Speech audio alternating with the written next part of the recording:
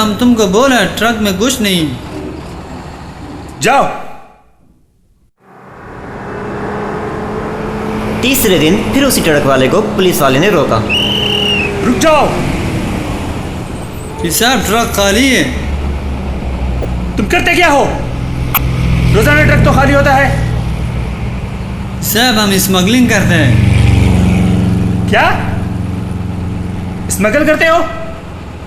Truck तो खाली होता है। कि साहब हमारा लोग ट्रक स्मगल करते हैं। बच्चों, कैसा लगा आपको यह लतीफ़ा? और अब आपके लिए आखिर में एक सिलसिलावार कहानी जिसका नाम है टावर की तबाही। कौन सा टावर, कैसी तबाही, ये सब जानने के लिए आइए सुनते हैं टावर की तबाही। आपने क्या कहा? मेरे मुल्क के दारुल हुकूमत का शाहीन टावर आप बम से उड़ाना चाहते हैं? जी हाँ, यही बात है। आप होश में तो हैं? मैं इस मुल्क का सदर हूँ। जी हाँ, हम इस मुल्क के सदर ही से बात करने के लिए आए हैं। सदर साहब, आपने अभी हमारी बात पूरी तरह नहीं सुनी। अगर आप मेहमान ना होते तो मैं फौरी तौर पर आपको रुखसत हो जाने के लिए कहता। मैं ऐसी कोई तजवीज़ सुनने के लिए भी तैयार नहीं। माफ़ कीजिएगा, आपने अभी तक पूरी बात ही नहीं सुनी। हमारा ताल्लुक़ दरअसल दुनिया की सबसे बड़ी फ़िल्म कंपनी से है। हमारी कंपनी जब कोई फ़िल्म बनाती है तो कोई मसनूई सीन नहीं फिल्माती, बल्कि तमाम सीन असली होते हैं। इस वक्त हमारा मसला इटली का एक टावर उड़ाना है और इस मंज़र को फिल्माना है। आप इटली के सदर से नहीं, मैसूर के सदर से बात कर रहे हैं। जी हाँ, बिल्कुल। असल में इटली के टावर में और आपके दारुल हुकूमत के टावर में बिल्कुल कोई फ़र्क नहीं। दोनों का डिज़ाइन बिल्कुल एक है, इसलिए हम यहाँ आए हैं। लेकिन क्यों? आपको अगर इटली का टावर उड़ाकर इन मनाजिर को फिल्माना है तो उसी को उड़ाएं। इटली हमारा अपना मुल्क है, हम अपने मुल्क का टावर कैसे उड़ा सकते हैं? क्या मतलब? फिल्म आप बना रहे हैं जो हमारे मजहब में नाजायज़ है और अपना टावर उड़ाना नहीं चाहते? तो आपने ये कैसे समझ लिया कि मैं आपको इस बात की इजाज़त दे दूंगा? इसलिए कि टावर उड़ाने के बाद हम खुद आपको पूरा टावर बनाकर देंगे। और इसके अलावा क्या? और इसके अलावा हम आपको $1 खरब भी अदा करेंगे। ये $1 खरब आप हुकूमत के ख़जाने में जमा करवा सकते हैं। आपके मुल्क को माली इस्तेहकाम हासिल होगा। ओहो, तो ये बात है। जी हाँ, अब समझ में आई बात आपके? जी हाँ, पूरी बात समझ में आ गई। तब फिर आपका जवाब क्या है? अगर आप सोचने के लिए मोहलत चाहते हैं तो हम होटल ब्लू मून में ठहरे हुए हैं। नहीं, इसमें सोचने की कोई बात सिरे से है ही नहीं। गोया आप मंजूर कर चुके हैं। आपका अंदाज़ा दुरुस्त नहीं। ये सौदा मुझे मंजूर नहीं। आपने 1 खरब की बात की है, 10 खरब देने की बात करें तब भी नहीं। इस गर्ज से आप अपना इटली का टावर ही उड़ाएं। आखिर वजह क्या है? हम 1 खरब के साथ इसको बनाकर भी तो देंगे। आप अपने मुल्क का टावर क्यों नहीं उड़ाते हैं?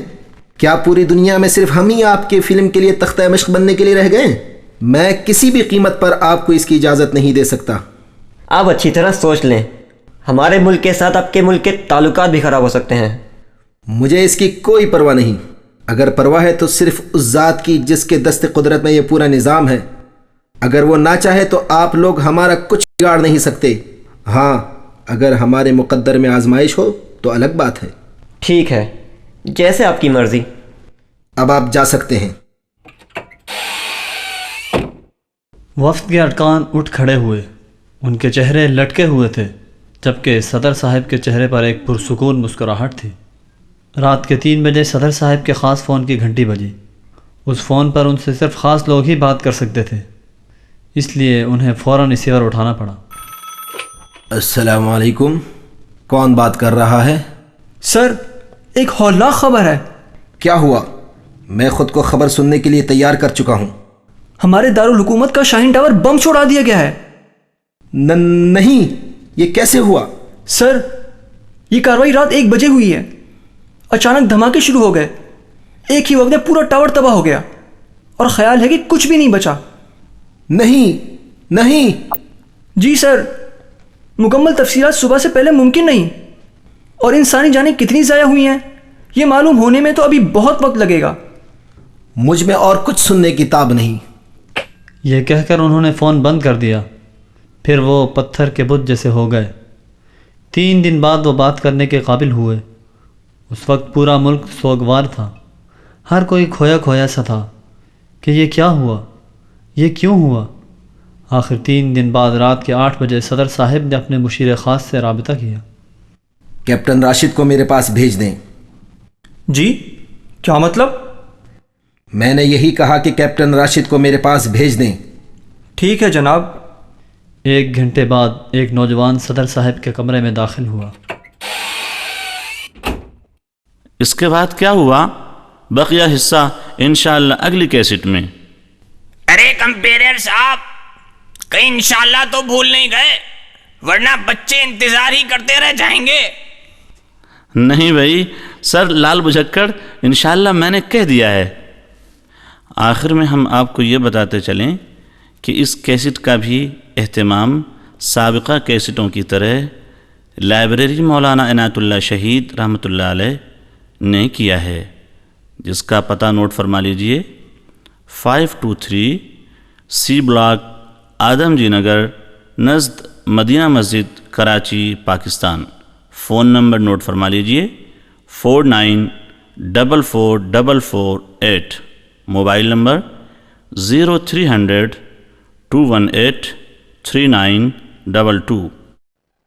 رمضان أتى والقلب هفى في حب القادم قد شغفا، رمضان أتى والقلب هفى في حب القادم قد شغفا، فرحان ففيه زكى وسمى من خير الأشهر قد عرفا، فرحان ففيه زكى وسمى من خير الأشهر قد عرفا، رمضان أتى والقلب هفى، رمضان أتى والقلب هفى، الذنب عظيم طوقنا فالطف يا رب الكون بنا، الذنب عظيم طوقنا فالطف يا رب الكون بنا، في شهرك هذا موئلنا من غيرك يا رمضان لنا، يا روحي طيري كحمامة ولتلقي علامك سلامة، يا روحي طيري كحمامة ولتلقي علامك سلامة، فالقلب يردد أنغاما في نهج رسول الله، يا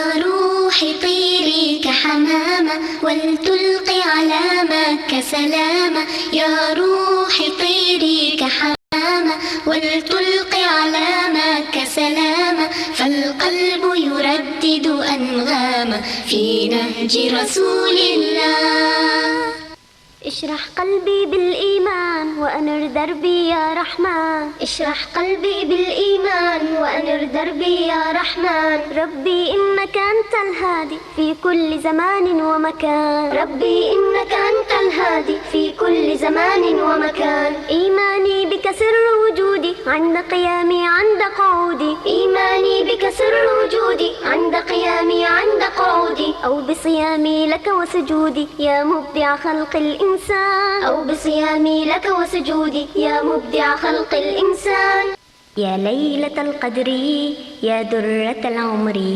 الكل فيك قيام يا واحة الذكر، يا ليلة القدر يا درة العمر الكل فيك قيام يا واحة الذكر، الكل فيك قيام يا واحة الذكر، الكل فيك قيام يا واحة الذكر، يا رحمة وسلام في قلبنا تسري، يا جنة الإسلام يا ليلة القدر، يا رحمة وسلام في قلبنا تسري، يا جنة الإسلام يا ليلة القدر، الكل فيك قيام يا واحة الذكر.